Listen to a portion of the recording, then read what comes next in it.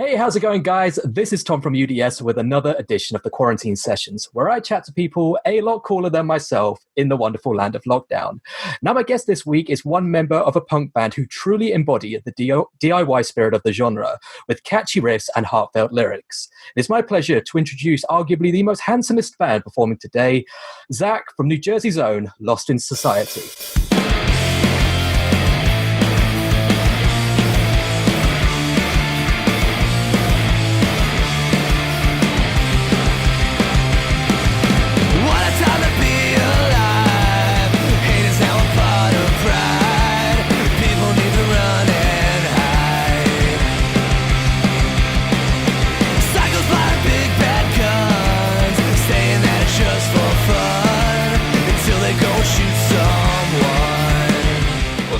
Man, thanks for having me, and thank you for the kind words. The pleasure is all mine, and I speak no lie.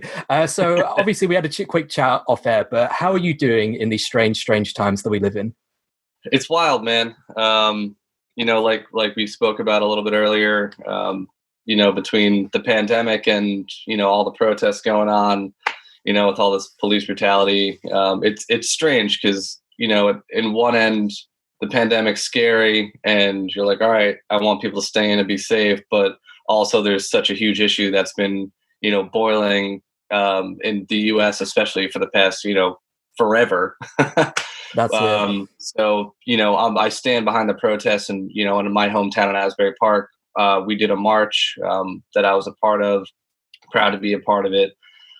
So, after all the civil rights movements in the 60s and 70s, really, people can say we've come a long way, but it's not nearly long enough. It's not far enough. So it's nice to see all these people coming together for the right cause. And I hope the momentum keeps up.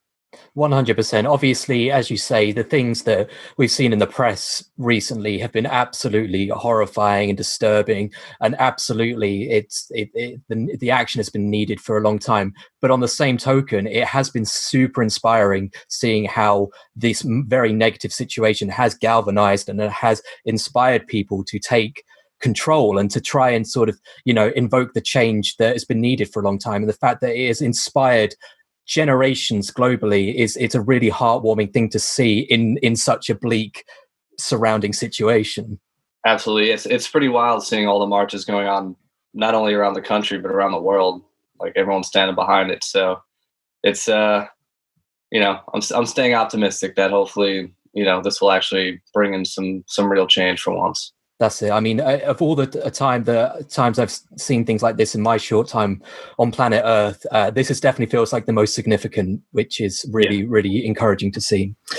But obviously, just getting back to the band quickly, for the unfortunate few that may not have heard of you before, in your own words, could you just quickly introduce Lost in Society? Yeah, so we were a three-piece for about a decade. We were a band since Nick and I met when we were 13 in 8th grade, and we were like, hey, let's start a Green Day cover band. And then, I think we learned like 2 Green Day songs, and we're like, all right, let's just do our own stuff. But it's funny, it all comes full circle because we finally released a Green Day cover like 15 years later or whatever. But now we're a 4-piece. We had our longtime friend and touring bud, Sam Maynard, join as a second guitarist. But yeah, we're very energy filled, like punk rock, melodic driven, like, kind of a little bit 90s for sure in that kind of realm. But it's just what I will say, like you listen to the records and then you see us live, like we try our best to convey the energy on record, but it's tough. So we've gotten the best we could, but live is just a whole different animal. So hopefully live shows start again and we can get out there and start doing all this. But, for now, we'll just do what we can with it. But yeah, that's us. We're a super energetic, melodic punk band, I would say. Right on. And just to get to know each other a little bit better, because obviously you and I, we're big friends. We're big friends. And just to get the hard-hitting questions out of the way, yes, I have to ask, if you were a type of sandwich, what kind of sandwich would you be? Oh, man. I got to go like old tried and true. And I'm from New Jersey, the land of, Italian food, I'm gonna have to go with chicken parm sub. Solid choice. Solid Yeah. choice. I can't argue with that. So is there a specific place that you can recommend getting the best, or is this homemade? Well, I'm not the best cook on earth. I'm good on the grill, but I don't think I could make a very good chicken parm. My mom makes a pretty damn good one. But there's this place within walking distance of my house called Vic's, and you walk in there and it's like a time warp. Like they haven't updated the place since like it opened in like 1927.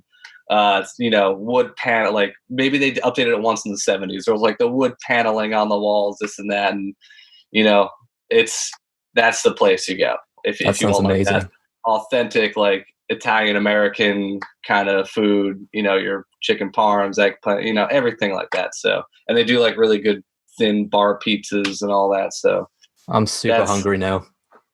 Yeah, I haven't eaten yet today, so I might have to walk over there right after this.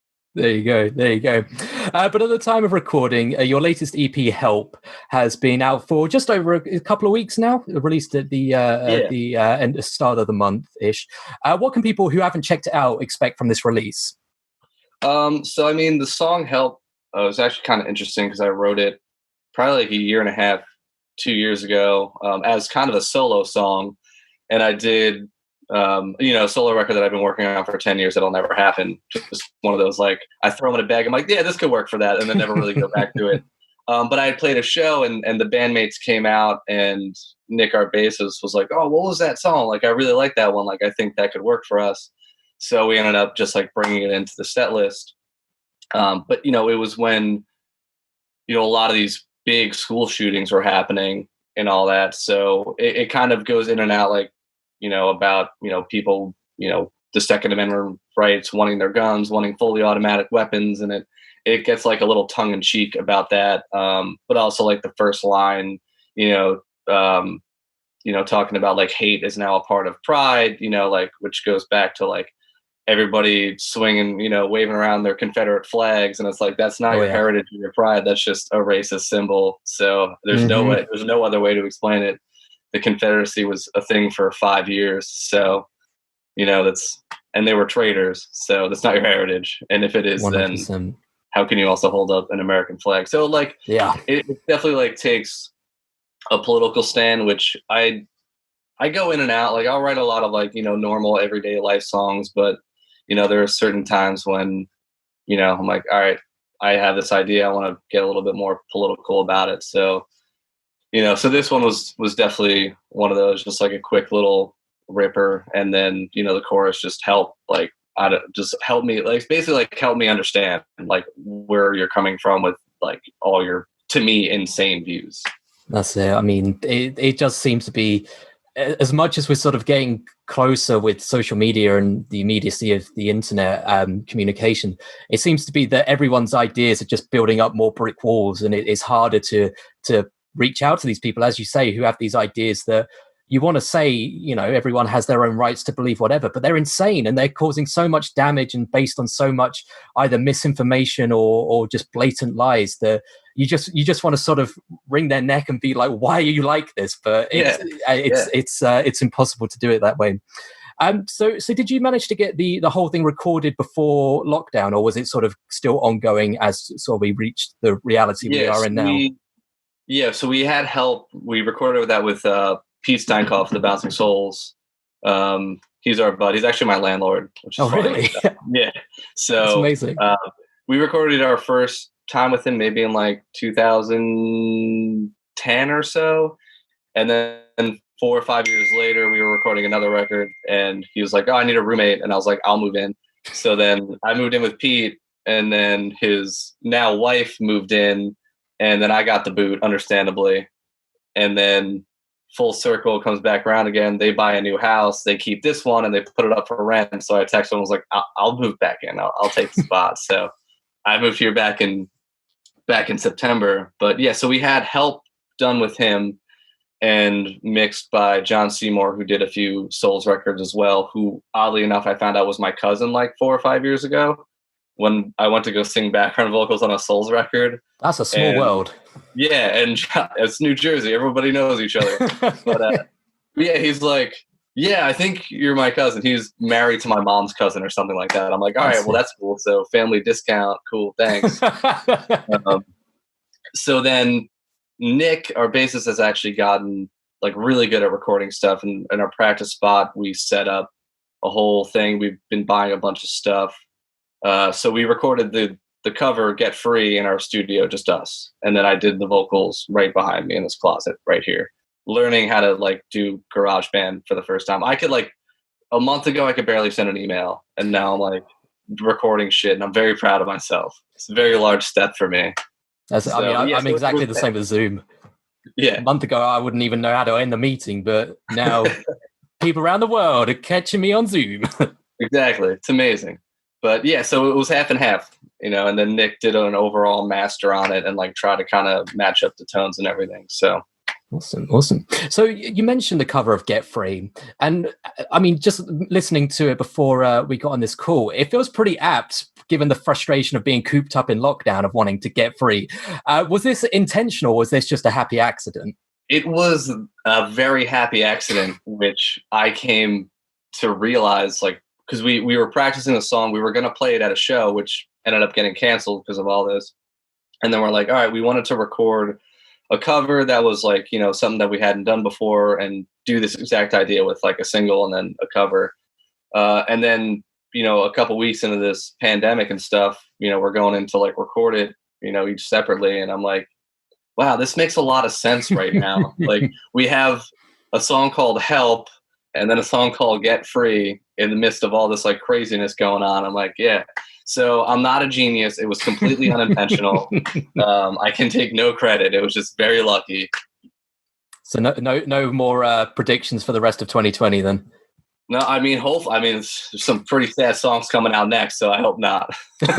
Oh god, yeah. Let's hope not. Let's hope not. But you mentioned that obviously no one can tour at the moment, and it really sucks. But looking back to better times when we could go to shows, have you got any crazy tour or live stories that you can share with the world? Oh man, I hate this question because there's always so many, and then I freeze up and I forget. Oh no. Oh man, let me see here. Well, I'll say a non-tour story that just Okay. happened a couple months ago that I think is pretty funny. While I also try and think of another one. So our bassist Nick, his bass got stolen out of the back of his car about 6 years ago, and he didn't go to the police or anything like that because it's like whatever, they're not gonna give a shit or try and find this bass. But I told him like, yeah, but if it shows up somewhere, then you can get it back as a serial number. But whatever, he didn't want to listen, and I'm like, all right, that's cool. So about 2 months ago, I work in a guitar shop called Russo right in Asbury Park, and I see this guy walk in, and I recognize him. He works at this Italian restaurant called Luigi's, like right across the street from us. And he's just like off the boat Italian guy, has an accent and everything, like nicest dude in the world, but like he has like the tight black shirt, gold chain, and everything with the mustache. I'm like, yeah, this is fucking Luigi. And you don't even need to tell me. So he walks down, and I'm like, why do I recognize this guitar case? Like I just recognize all the stickers that were on it. And then he pops it up, and I'm like, this is so weird. And then he opens the guitar, and I'm like, that's the bass. That's my bass's bass.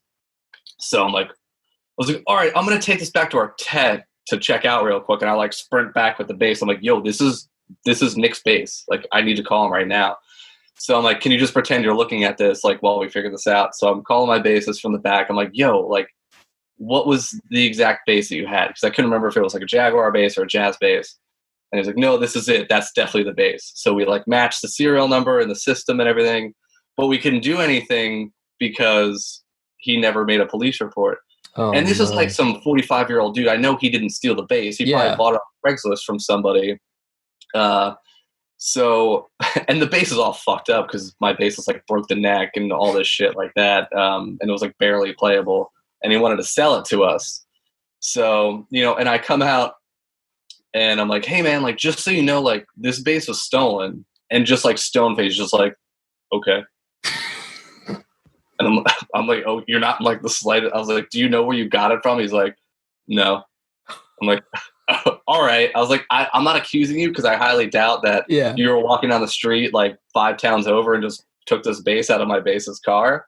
Like, I'm guessing you bought it off Craigslist or something, but you know, true Italian mafioso style, he's like, I'm not saying shit. I'm like, cool, I'll give you $75 for it. And then we bought his bass back for $75 7 years later, 6 years later, whatever it was. That's amazing. So, yeah, that was a fun little story. Got that one back. You're right. Everyone in New Jersey just knows each other. Yeah. Yeah. So I'm like, damn, if it was like cobwebs, I was like, this thing has probably been sitting in the garage for like the past 4 years, never played. That's incredible. That's incredible. That definitely counts as a great story. And yeah, I like that one. But obviously here at UDS, we don't just talk about music. We talk about the breadth of pop culture. We talk about movies, video games, comic books, everything and more. So with that in mind, if you could have a Lost in Society song featured in anything at all, what would it be?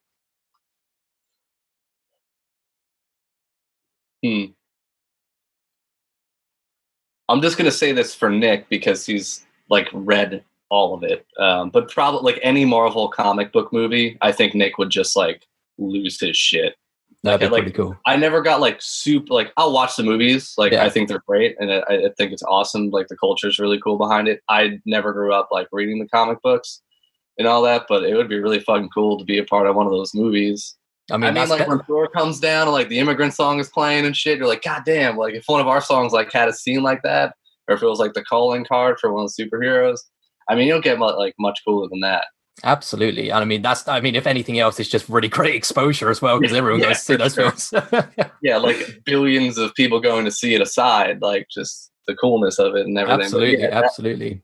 I think that would probably be on the, like we're a big movie band when we go on tour. So if like we have a day off or we get to a city early, we'll go see a movie, especially if it's like shitty out or like too hot to do anything else and we don't feel like sitting at a bar for 8 extra hours.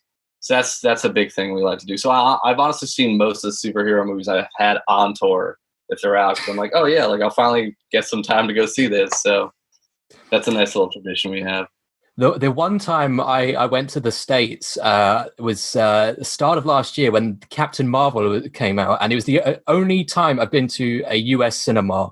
The difference between the cinemas over your side and our side is massive. The seats are just so much nicer. The choice of snacks is so much greater. You have table service sometimes in your screens. Yeah. We have none of that. And that's just a standard screen. You would have to pay, I don't know, 40-50 pounds over our side to get anything close to that. So I've been spoiled by American cinemas. Yeah, it's pretty wild. I mean, it was pretty normal, I would say, up until like maybe 10 years ago. Really the last 5 years, just every cinema is what you used to like consider luxury cinema. Like everything is like motor reclining seats and exactly. There's places that serve alcohol and food and they'll just bring it right to you. Yeah. And you're like, this is the best thing ever. Like, and it costs you like $13 just for that. It's incredible. It's incredible. Best night out ever. Yeah. But speaking of movies, this is a segment which normally goes down really poorly. So forgive me if this is a bit of a dud. But it's called Desert Island Discs, and the premise is you're quarantined on a desert island. You can take one album, one film, and one luxury item with you. What would they be? All right. I'm gonna go with straight 1994 here. Dumb and Dumber, Green Day's Dookie. Perfect. And then Desert Island luxury item. I'm trying to think of luxury items from 1994. Yeah, I'm gonna have to go with like a massage chair or something. There you go. If I'm stuck on a desert island, I'm gonna be like getting my ass kicked all the time, trying to like rummage for shit.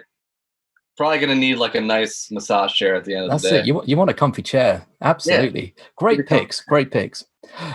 So I think we mentioned it briefly before, but none of us can plan for the rest of 2020. The whole year is completely up in the air. But as best you can, what does the rest of 2020 have in store for Lost in Society? So it seems like we're at least going to put out one more EP, a full EP, 5 songs.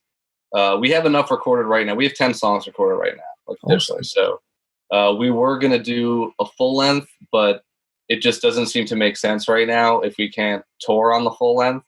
So we'd rather just split up all that time and put out maybe like 5 of the songs this year and then 5 maybe early next year. Yeah. And then, we're still scheduled to play Fest in Gainesville at the start of November. I don't know if that's going to happen. Yeah. So Fingers they've given us crossed. no word. Yeah, it doesn't seem good, but we've gotten no word. Otherwise, then they're just moving forward with it. So, is it an outdoor festival? Most of the venues are in. There's just mostly small venues, like anywhere between 75 to like 300 cap rooms. I mean, they have outdoor stages, so it might be a thing where like they set up roadblocks everywhere and just have stages on the streets to keep people kind of apart. But I have no idea. That's I mean, wild. The whole, benefit and the perks of a punk gig is that you get involved, you get physical, and it's this sort of visceral thing. So to having to sort of separate or sort of socially distance, it's just won't be the same until you can get in the mosh pit again. Yeah, you're just going to be looking at a bunch of people just staring back at you blankly. It would just be a venue full of the old punks at the back with their arms crossed like this, just sort of nodding that you get at every punk show. Yeah, the venue full of me. So. Oh no. Anyway, the last question we always end our interviews with is we are UDS, which stands for Upside Down Shark. Don't ask me why we're Upside Down Shark. It's just a name we thought up, and we're in way too deep to change it now. But with that in mind, Zach, what is your favorite shark? And it can be real, it could be from a movie, it could be fictitious, or from anything else. But what would be your favorite shark? I'd probably have to go with the Mako shark. Great choice. Yeah. I think they're pretty fucking cool. I lifeguarded for like 11 years on the beach. So. Oh, really? Definitely seen some real life sharks in my day. Do you get Makos around your way then? Yeah, we have a bunch of Makos around here. Oh, wow. Actually, a lot of people go out and go shark fishing for them, which I'm not. I don't like that. As much as like I'm not a vegan or vegetarian or anything, but like I don't know, sharks, man. They're already like super endangered. Leave them alone. Absolutely. But God, yeah, like if you came across a Mako, I'd crap my pants because they got those big eyes and they're so fast and they're intense beasts. They're crazy fast. But yeah, I was in the water and saw a shark. Like, it was a really clear day, and we got in super early to lifeguard. Nobody was really on the beach yet. Water was like perfectly clear and super warm. So we just put our like snorkel goggles on and just like went out near the jetty to see like crabs and sea bass and all that stuff that'll usually be around the jetty. And then I look below me, and there's probably like a 5-foot shark with like 2 little pups next to it. And I didn't freak out for whatever. Like I literally was so casual and like popped my head up. I was like, "Hey guys, there's a shark over here. If you want to come check it out." And then like I got out of the water and I was like, "What the fuck was that?" Like how did I just not freak out? And then like I'm way more scared of it thinking about it now. But yeah, like I had huge. Like fins on, like scuba fins. So I probably, with my arms out swimming, looked like 8 feet. Yeah. So the shark was probably looking at me like, "What the fuck is that thing?" Like, but yeah, so that was pretty fucking cool seeing that. That's amazing. And, like, that's incredible. Not getting bit. Well, but they don't. They're everywhere. They don't bother you. That's it. I mean, the sharks only tend to attack if we bother them, and obviously the sea is their home. So if we're in the sea, if anything, we're just trespassing. So. Yeah. I'm absolutely the same. Leave the sharks alone. Yeah, we would have people like come up and be like, "Are there sharks in the water?" I'm like, "No, they stayed away today just because you're here." Like, yeah, it's a fucking ocean. That's where they live. What do you mean? Absolutely. I mean, that's you just got to. That's the risk you take if you go into the sea, which I still maintain is one of the scariest things on planet Earth because it's just so big. It's so big. It's terrifying. Absolutely. But I tell you what hasn't been terrifying. It's been chatting to you. It's been an absolute pleasure. And so the last question I have to ask is, where can people find you online? I mean, anywhere you can find music, Spotify, YouTube, any of those, Apple Music. We're just at Lost in Society on Instagram. Same thing, Facebook, Lost in Society. I don't even really know how much we do on Facebook anymore, but whatever. We're always like posting stuff and updates. So like I said, we'll be releasing some more music as the year goes on. So just keep an eye out. Right on, right on. And for anyone watching at home, make sure to pick up Help Out Now. We'll put a link to everything you need to know in the description below. Hit subscribe for more interviews with all sorts of creative folk, and we shall catch you next time. Can you help me just a little bit? Can you help me just a little bit? Can you help me just a little bit?